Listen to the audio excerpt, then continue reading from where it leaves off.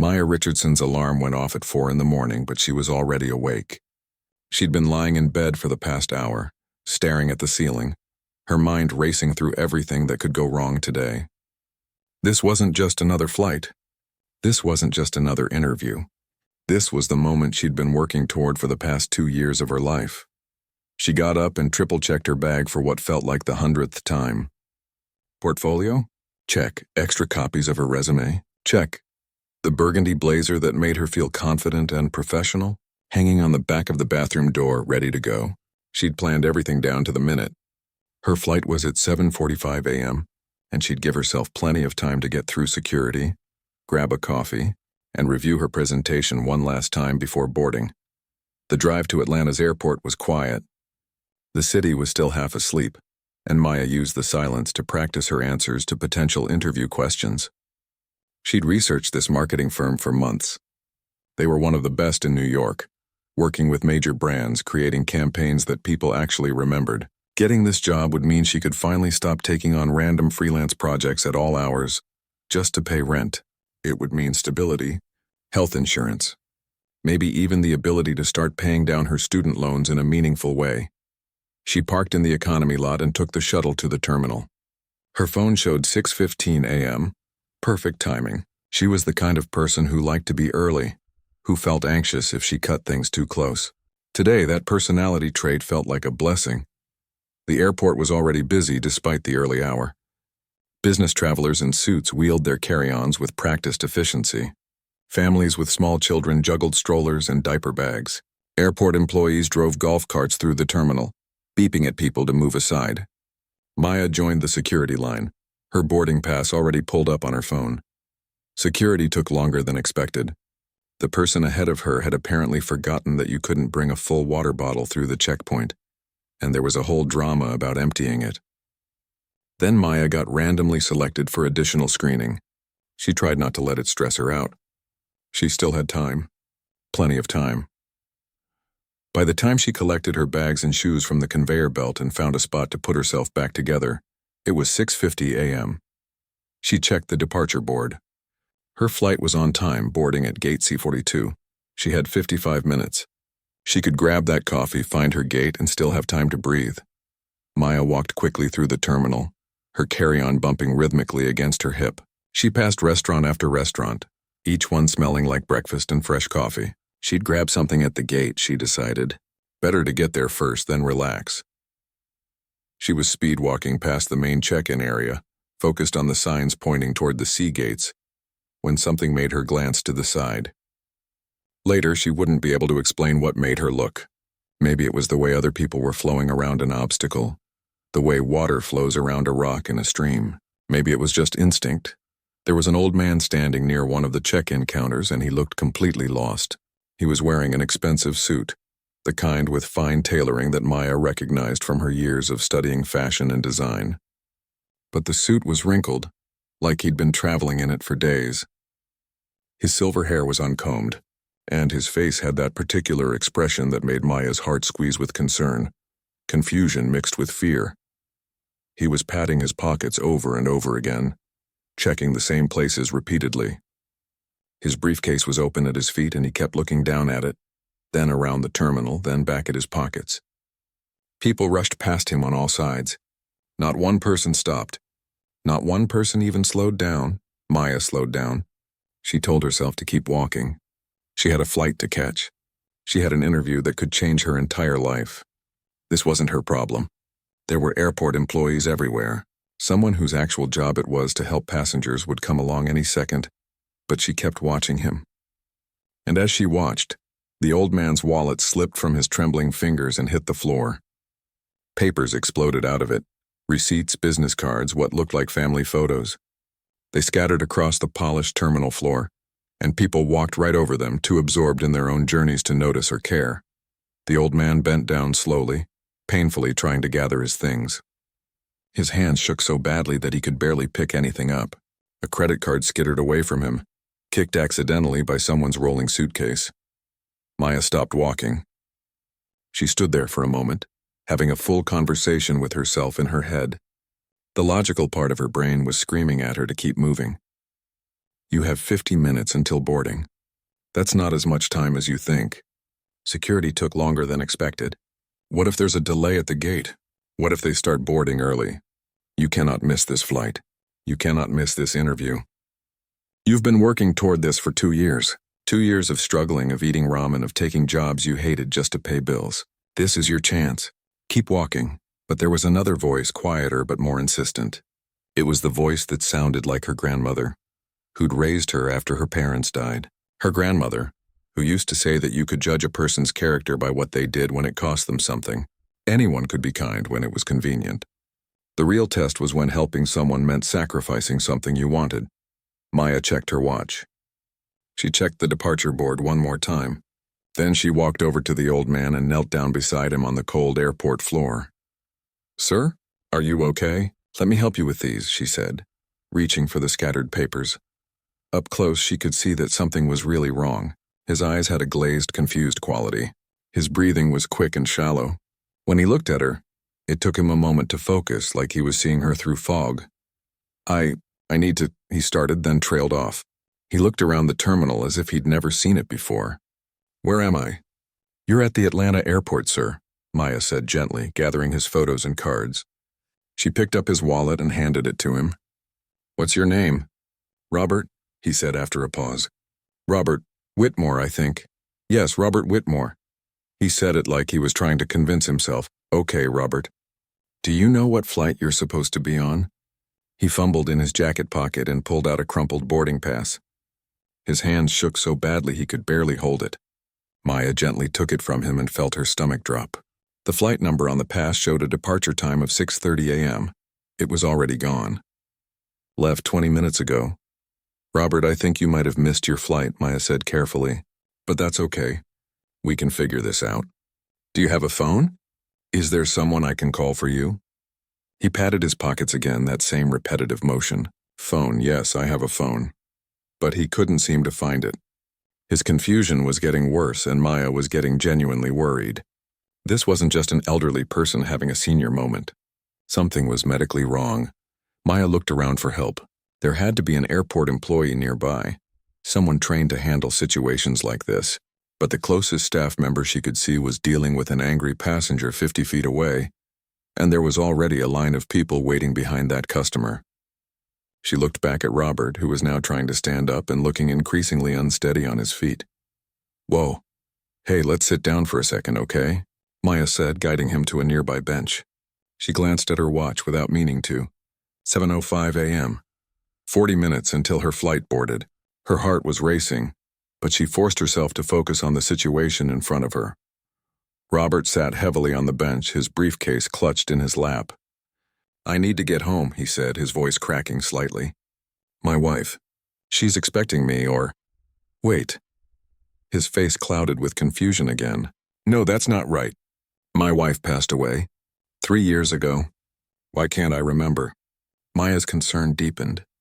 She'd seen something like this before years ago, when her grandmother had a minor stroke. The confusion, the memory problems, the way reality seemed to slip in and out of focus.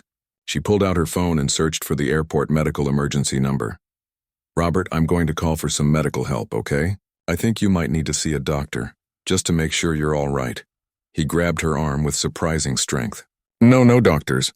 I need to think clearly. I have an important meeting. Or I had one. What day is it?" "It's Tuesday, November 12th, Maya told him. She dialed the airport medical services. The phone rang, and rang and rang. Finally, someone picked up. "Airport medical services." "Hi. Yes, I'm with an elderly passenger who seems to be experiencing some confusion and disorientation. I think he might need medical attention. We're near the main check-in area by the Delta counters. We have a medical emergency at gate B17 right now," the voice on the phone said, sounding harried. "I can have someone there in about 20 to 30 minutes. Is the passenger conscious and breathing normally?" Maya looked at Robert. "Yes, he's conscious and breathing fine, but he's very confused and his hands are shaking badly. Can you stay with him until someone arrives? Try to keep him calm and seated." Maya's eyes went to the departure board. Her flight was still showing on time. Still boarding at 7:45, she did the math in her head. If medical services took 30 minutes to arrive, that would be 7:35, 10 minutes before boarding. Even if they came earlier, even if she left right when they arrived, she'd be cutting it incredibly close. And that was assuming nothing else went wrong. Yes, she heard herself say, I'll stay with him. She ended the call and looked at Robert, who was now examining his boarding pass like it was written in a foreign language. Okay, Robert, someone's coming to help you. They'll be here soon. The minutes crawled by. Maya tried to keep Robert calm, asking him simple questions, trying to gauge how confused he was. Sometimes he seemed perfectly lucid, speaking clearly about his career, about business decisions he'd made decades ago. Then seconds later, he'd lose track of where he was or what he was doing. Do you remember where you were coming from? Maya asked. Chicago. I was in Chicago for meetings. Important meetings. He paused, his brow furrowing. But I can't remember what they were about. Why can't I remember? It's okay. Don't worry about it right now. You're very kind, Robert said suddenly, looking at her with more clarity than he'd shown before. Sitting here with me? Don't you have somewhere to be? Maya's throat tightened. She checked her watch again. 25 a.m. I have a flight, but it's okay. Making sure you're safe is more important. What time is your flight? 7:45. Robert's eyes widened with alarm. That's in 20 minutes. You need to go. You need to get to your gate. The medical team is almost here, Maya said, though she had no idea if that was true. I'll make sure you're taken care of first. As if on cue, her phone buzzed. A notification from the airline. Now boarding Flight 2847 to New York LaGuardia, Gate C42. Her flight. They were starting to board early. Maya felt something inside her chest crack. That was it. That was her flight. By the time she got to the gate, even if she sprinted, they'd be well into the boarding process. She might still make it. She could still make it if she left right now. But when she looked at Robert, she saw the fear in his eyes. He was holding her hand now, though she didn't remember him reaching for it. His grip was tight, desperate. He was scared, and she was the only person who'd stopped. The only person who'd seen him as a human being who needed help, rather than an obstacle in the way of their own plans. Another notification. Final boarding call, Flight 2847 to New York LaGuardia. Final boarding. She'd missed it. After all the planning, all the preparation, all the hoping and dreaming, she'd missed her flight. And with it, probably the interview, probably the job, probably her chance at a better life. Maya felt tears prick her eyes, but she blinked them back. She squeezed Robert's hand. It's okay, she said, though she wasn't sure if she was talking to him or herself. Everything's going to be okay. The airport medical team finally arrived at 7:42 a.m., 3 paramedics with a wheelchair and medical bags. They were professional and efficient, immediately beginning to assess Robert. They checked his blood pressure, asked him questions, shined a light in his eyes. Sir, do you take any regular medications? One of them asked. Robert nodded slowly. Blood pressure and something else. Something I take in the morning. I can't remember what it's called. When did you last take your medications? He looked at Maya helplessly. Yesterday? I think yesterday. The paramedics exchanged glances. Sir, we'd like to take you to the airport medical center for a more thorough evaluation. Is there someone we can call for you? My assistant, Robert said. Angela, her number is in my phone. But I can't find my phone. It's okay, we'll help you find it, one of the paramedics said. But Robert's grip on Maya's hand tightened. Don't leave, he said. Please don't leave yet. The paramedic looked at Maya. Are you traveling with him? No, I found him. He seemed confused and needed help. Well, you probably saved his life, the paramedic said matter-of-factly. Looks like he missed his morning medications, which can cause serious complications at his age. If he'd wandered around the airport much longer in this state, who knows what could have happened. Maya felt the weight of those words. She'd given up her flight, possibly her job, to help a stranger. And according to this paramedic, it had actually mattered. It had actually made a difference. They found Robert's phone in his briefcase and powered it on. His assistant's number was listed under favorites. Maya dialed it while the paramedics helped Robert into the wheelchair. Mr. Whitmore's office, a woman's voice answered, crisp and professional. Hi, my name is Maya Richardson. I'm at the Atlanta airport with Robert Whitmore. He's okay, but he seems to have missed his medications this morning and got confused. Airport Medical Services is with us now. There was a sharp intake of breath. Oh my God, is he hurt? Is he? He's okay. A little confused, but the paramedics are taking care of him. I'll be there in 20 minutes. I'm in Buckhead. Please don't leave him. Please stay until I get there. Maya looked at her phone after the call ended. She had 17 missed calls and a dozen text messages. Her friend Kelly, who'd helped her prepare for the interview, asking if she'd boarded okay. The airline confirming her flight had departed. An email from the marketing firm asking for her estimated arrival time. She couldn't even bring herself to respond yet. What would she say? Sorry, I missed the flight because I stopped to help a stranger. It sounded absurd, even though it was the truth. The paramedics wheeled Robert toward the medical center, a small facility tucked away in a quiet corner of the terminal. Maya walked alongside them, still holding Robert's hand. He seemed calmer now, but he wouldn't let go of her.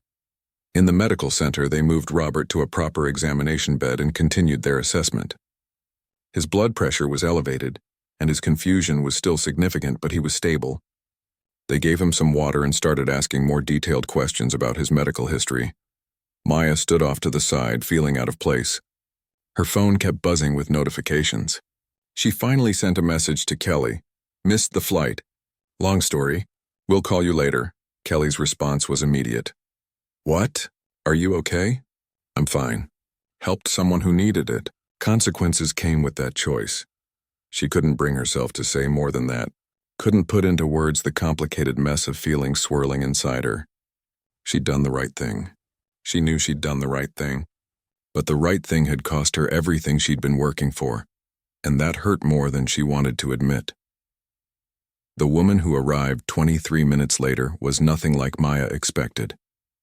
She burst through the medical center doors wearing a tailored navy suit and carrying a leather portfolio that probably cost more than Maya's monthly rent. Her heels clicked authoritatively on the tile floor, and everything about her screamed executive power. Where is he? She demanded, her eyes scanning the room until they landed on Robert. Her entire demeanor changed instantly. Oh, Mr. Whitmore, thank God. She rushed to his side, and Maya watched as Robert's face lit up with recognition. Angela, he said, his voice stronger than it had been all morning. I think I messed up today. You didn't mess up anything, Angela said firmly, though Maya could see her hands trembling slightly as she pulled out her phone. We just need to get you sorted out.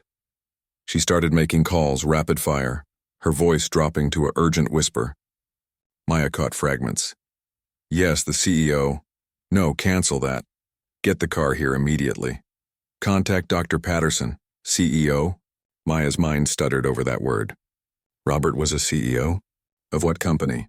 Angela finished her calls and turned to the paramedics, asking detailed questions about Robert's condition in language that suggested she'd dealt with medical situations before.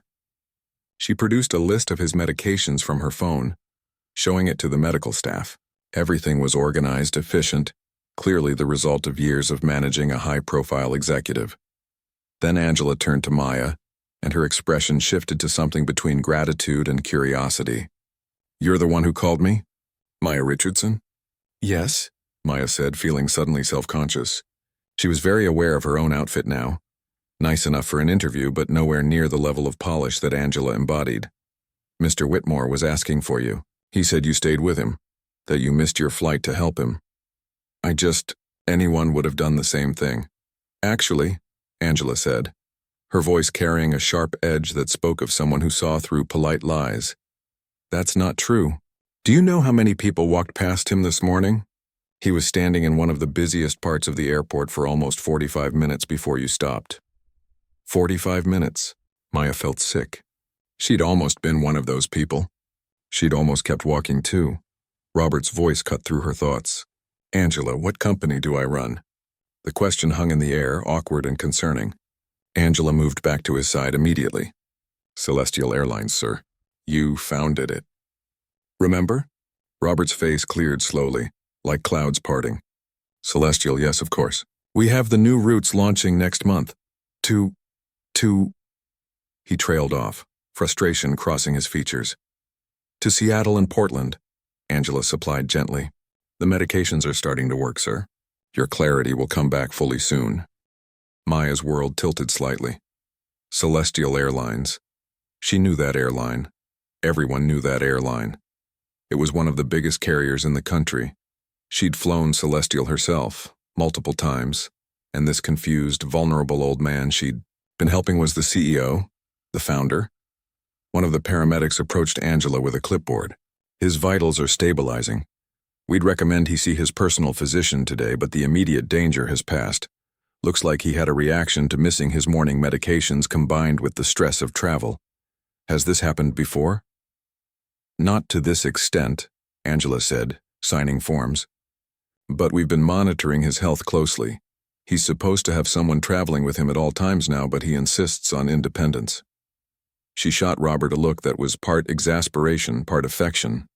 Stubborn as they come. I'm right here, Angela, Robert said. And Maya was relieved to hear more of his personality coming through. And I can hear you perfectly well. Good. Because when you're back to full capacity, we're having a serious conversation about you following doctor's orders. Robert waved a dismissive hand, but Maya could see the medication was indeed working. His eyes were clearer, his movements more controlled. He looked at Maya with a focus that hadn't been there before, really seeing her for the first time. Tell me your name again, he said. Maya Richardson. Maya, you missed your flight because of me. Angela told me. Where were you going? Maya hesitated. It felt silly now, complaining about a missed job interview to someone who'd just had a medical crisis. New York. I had an interview. What kind of interview? A marketing firm. Senior graphic designer position. She tried to keep her voice steady, professional, like it wasn't the end of the world, like she hadn't just watched her dream evaporate. When was the interview scheduled? Maya checked her phone. It started 10 minutes ago. Robert's expression shifted to genuine distress. Angela, get me my phone now. Sir, you need to rest on my phone, Angela. Angela exchanged a glance with the medical staff, then retrieved Robert's phone from his briefcase. He took it with hands that still trembled slightly, but were much steadier than before. He scrolled through his contacts, then held the phone to his ear. Yes, this is Robert Whitmore. I need you to get me the contact information for. He looked at Maya. What's the name of the company? Mr. Whitmore. You really don't have to. The name of the company, Maya. Lighthouse Marketing Group. Lighthouse Marketing Group in New York City. I need the CEO's direct line, and I need it in the next 5 minutes. He ended the call and looked at Maya. You saved my life today. I don't say that lightly. The least I can do is make a phone call. I really don't want you to feel obligated. It's not about obligation. Robert's voice was firm, and Maya could suddenly see the businessman, the CEO, the person who'd built an empire from nothing. You made a choice this morning that cost you something. You saw a confused old man having a medical crisis and you stopped when everyone else walked by. You stayed when you could have left. You held my hand when I was scared. His voice cracked slightly on that last word. I haven't been that vulnerable in a very long time, and I won't forget the person who treated me with dignity when I needed it most. Maya felt tears threatening again, but for a different reason this time. She'd been so focused on what she'd lost that she hadn't really processed what had happened. She'd helped someone who needed her. That mattered regardless of the consequences. Robert's phone rang. He answered immediately. Yes, good. Connect me. He covered the phone and looked at Maya. What's the hiring manager's name? Jennifer Park. Ms. Park, this is Robert Whitmore from Celestial Airlines. I'm calling about a candidate you were interviewing this morning. Maya Richardson. He paused, listening. Yes, I understand she missed her scheduled time. There was a medical emergency at the airport and Ms. Richardson stayed to provide assistance. She quite literally saved my life. Another pause.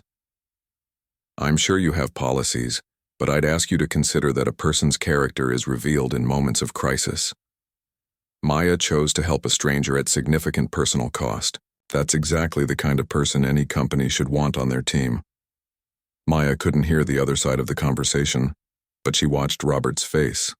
He was in full CEO mode now, persuasive but not pushy, making his point clearly. I appreciate your flexibility. Yes, she'll be there. Thank you for your time. He ended the call and handed the phone back to Angela. You have a rescheduled interview for tomorrow morning at 9. They're moving some things around to accommodate you." Maya stood there speechless. This couldn't be real. This kind of thing didn't happen in real life. "But that's not all," Robert continued. "Angela, are we fueled and ready?" "The plane?" "Yes, sir.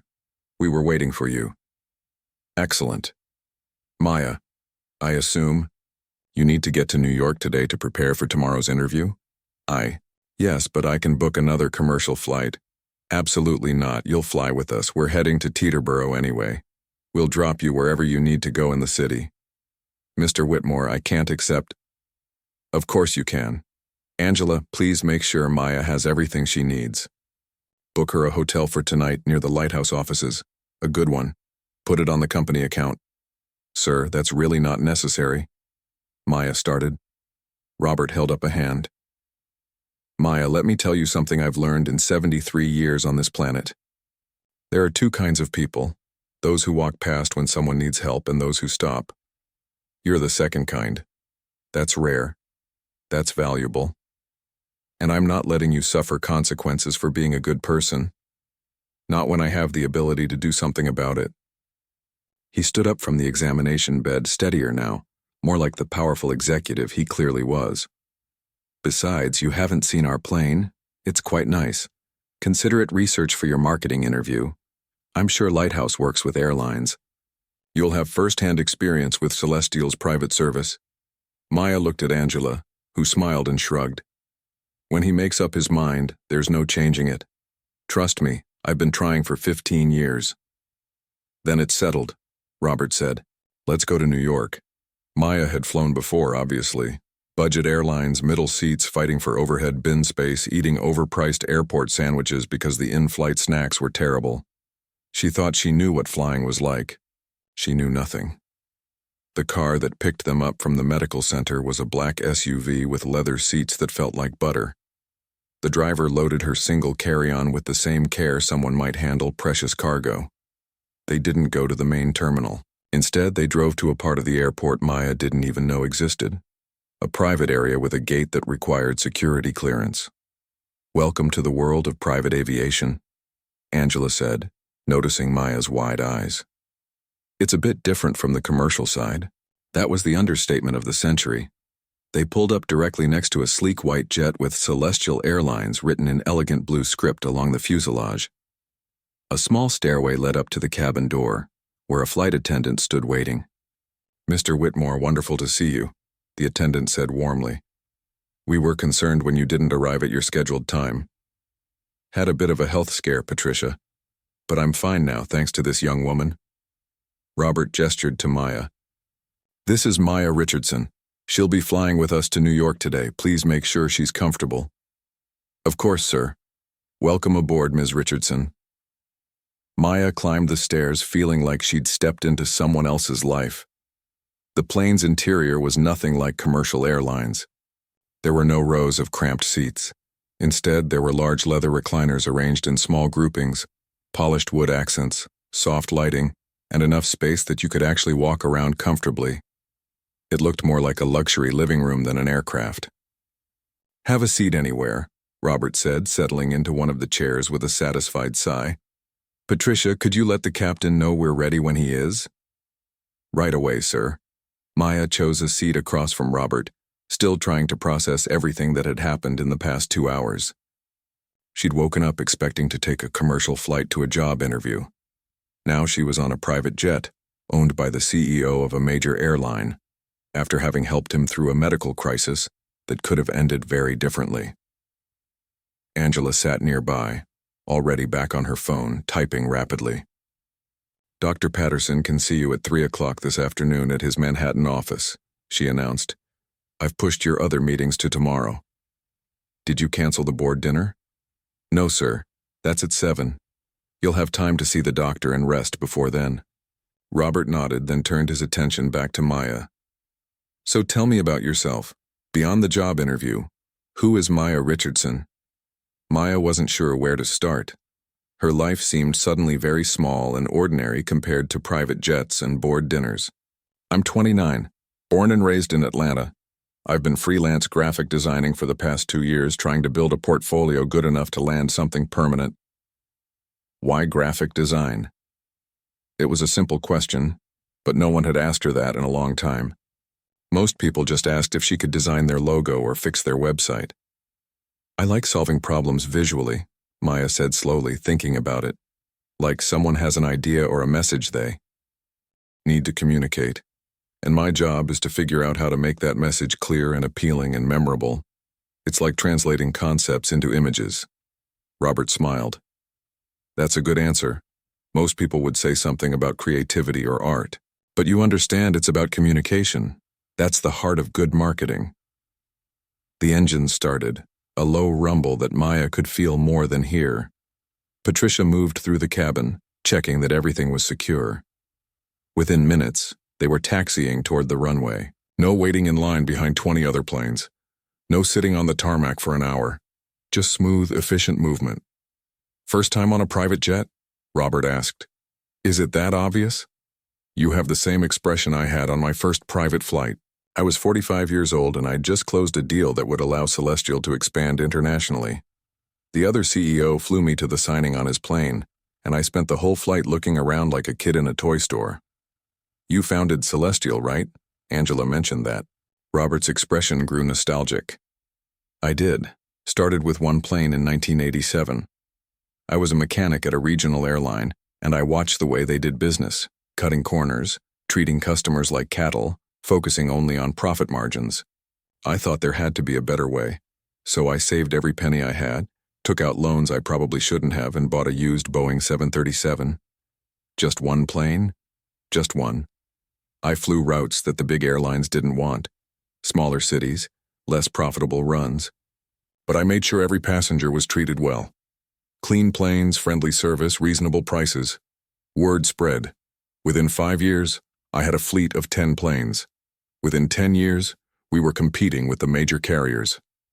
The plane lifted off, smoothly, and Maya watched Atlanta fall away beneath them. She'd flown out of this airport dozens of times, but never like this.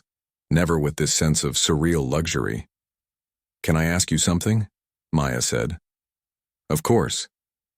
This morning, when you were confused, you mentioned your wife. I'm sorry for your loss. Robert's face softened. Thank you. Helen passed 3 years ago. 60 years of marriage. She was the one who encouraged me to start the airline in the first place. Everyone thought I was crazy, giving up a stable job to start a business with no guarantee of success. But Helen believed in me. He paused, looking out the window. Losing her was the hardest thing I've ever experienced.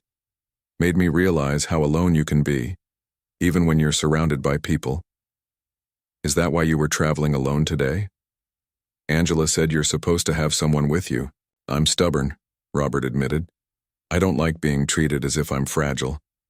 But this morning proved that maybe I need to listen to my doctors more carefully. Missing that medication could have been catastrophic if you hadn't stopped. Patricia appeared with drinks, actual glassware, not plastic cups. Maya accepted a sparkling water, still feeling out of place but trying to relax into the experience. You know what struck me most about this morning? Robert said. The number of people who walked past me. I was standing in the middle of that terminal for almost an hour before you came along. I was clearly in distress, but I was also just an old man in their way, an obstacle between them and wherever they needed to be. People are usually rushing in airports, Maya offered, though the excuse felt hollow. True, but I think it's more than that.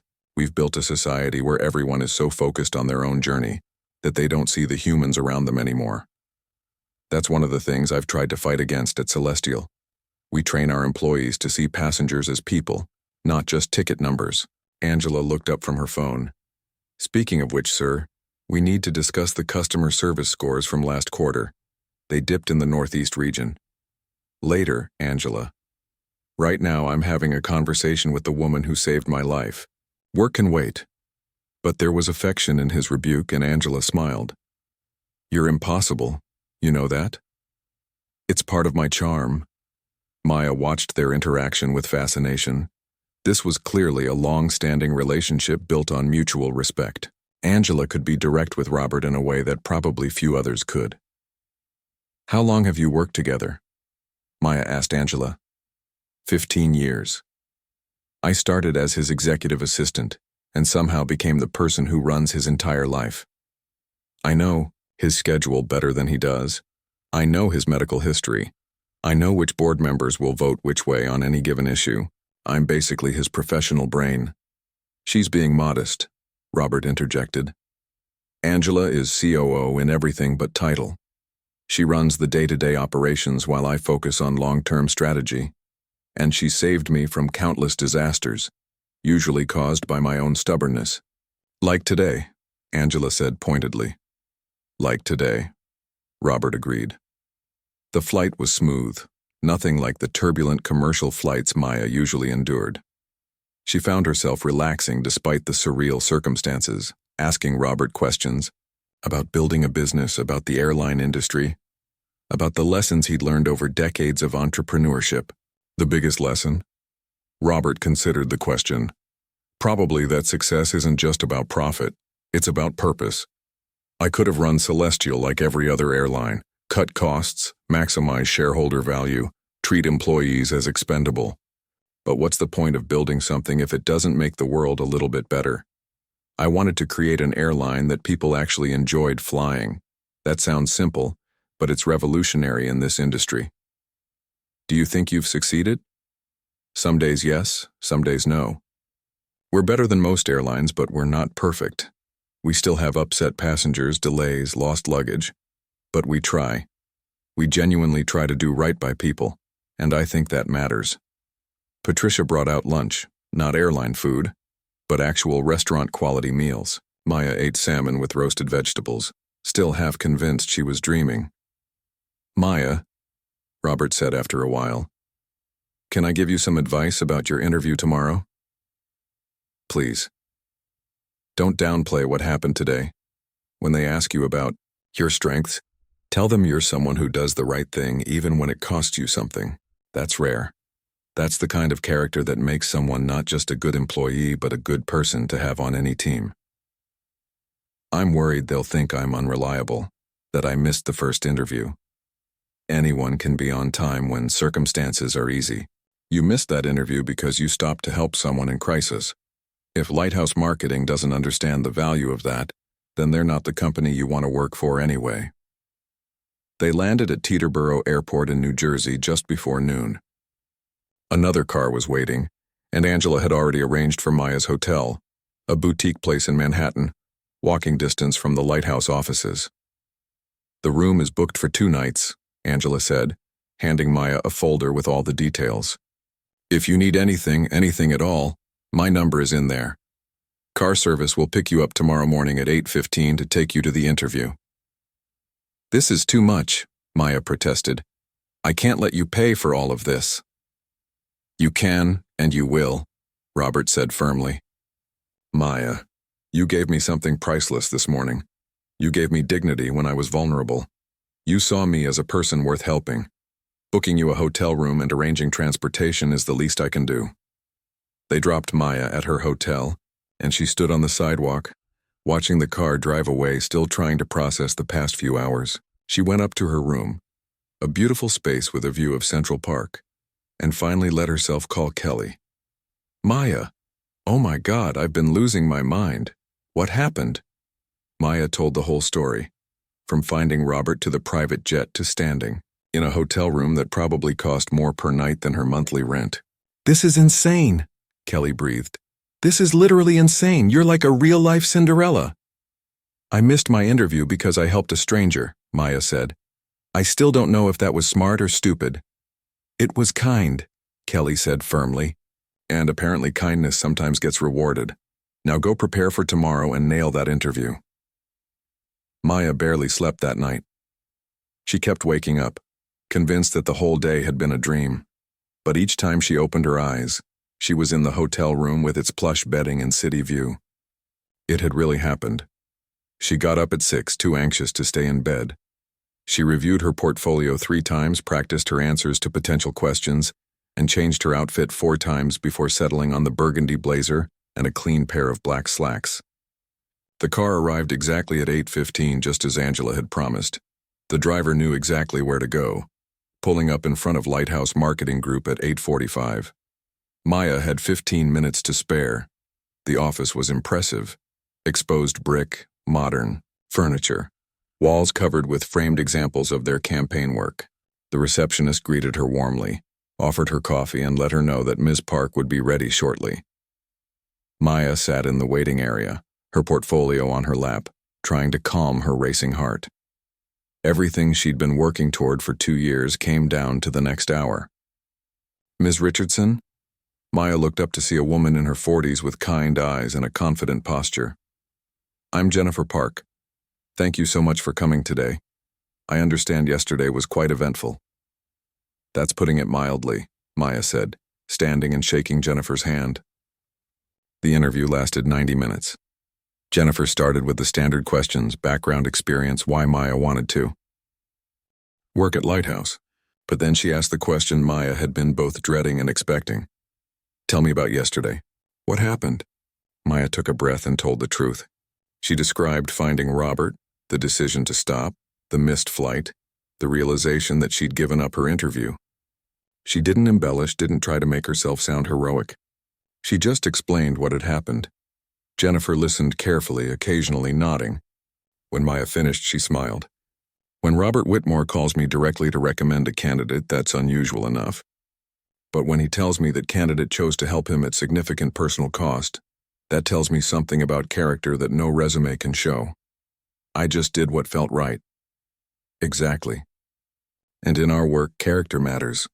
We deal with clients who trust us with their brand reputation. We need people who will do the right thing even when it's difficult, even when no one's watching. That's the foundation of integrity." They spent the rest of the interview reviewing Maya's portfolio, discussing campaign strategies, and talking about the role. Jennifer introduced her to other team members. Everyone was welcoming, professional, and genuinely interested in Maya's work. As the interview wrapped up, Jennifer walked Maya to the elevator. "You'll hear from us within 48 hours, she said. "But between you and me, I think you're an excellent fit for this team." Maya left the building feeling cautiously hopeful. She'd done well. She'd represented herself honestly and professionally. Whether she got the job or not, she could be proud of how she'd handled the interview. Her phone rang as she stepped onto the sidewalk. An unknown number. "Hello? Maya, it's Angela." From yesterday. "How did the interview go?" "I think it went well. They said I'd hear back in 2 days. "Excellent. Listen, Mr. Whitmore would like to see you before you head back to Atlanta. Are you free this afternoon?" Maya checked the time. Her return flight wasn't until tomorrow morning. "Sure, where should I meet you?" Angela gave her an address in Midtown.